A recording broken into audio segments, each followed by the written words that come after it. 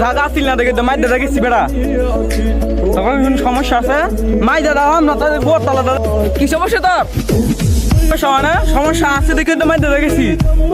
তারা কিরবি মারবি মাই একটা টাচ করবে করার তো খাড়া এলাম গা এ সাবি আয় তাকে বানা দিয়ে না কি বাড়া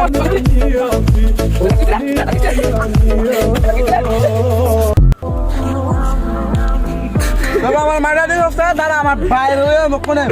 বড় বাইরে লইয়া মু বাবা চলে গিয়ে ভালো